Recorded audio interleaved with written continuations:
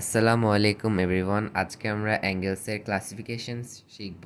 তো angle mainly to পার্টে ভাগ করা যায়, তা হলো জিওমেট্রিক্যাল অ্যান্ড ট্রিগোনোমেট্রিক্যাল।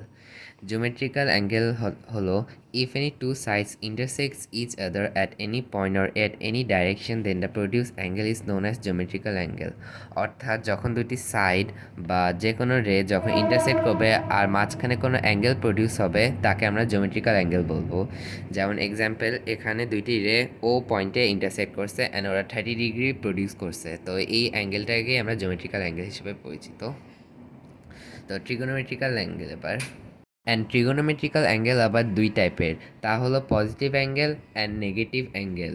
তো positive angle, if a ray revolves toward anti clockwise then it is positive angle. অর্থাৎ যখন কোনো কিছু অ্যান্টি ক্লকওয়াইজ ঘুরবে তখন তাকে আমরা পজিটিভ অ্যাঙ্গেল বলবো। আমরা জানি যে একটা ক্লকে কাঁটাগুলো এই ডাইরেকশনে ঘুরে, তো এই ডাইরেকশনে যখন এটা উল্টা ডাইরেকশনে কিছু ঘুরবে তাকে আমরা অ্যান্টি ক্লকওয়াইজ বলি। মনে করেন একটা মাদার রে,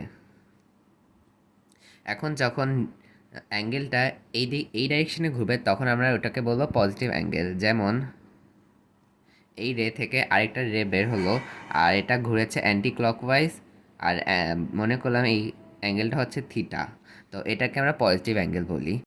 এবার negative angle, if a ray revolves toward clockwise then it is positive angle.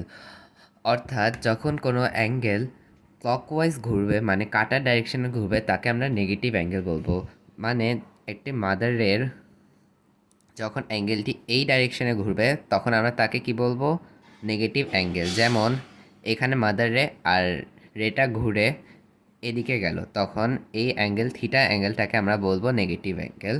থিটাকে আমরা এখানে লিখবো মাইনাস থিটা, কারণ এখানে এটা হচ্ছে নেগেটিভ অ্যাঙ্গেল। যে কোনো নেগেটিভ অ্যাঙ্গেলকে আমরা মাইনাস দিয়ে প্রকাশ করি। আজকের ক্লাস এখানেই শেষ। নেক্সট ক্লাসে আমরা ট্রিগোনোমেট্রি অ্যাঙ্গেল নিয়ে আরও ডিটেলসে আলোচনা করব। Now please like and subscribe to my channel easy study.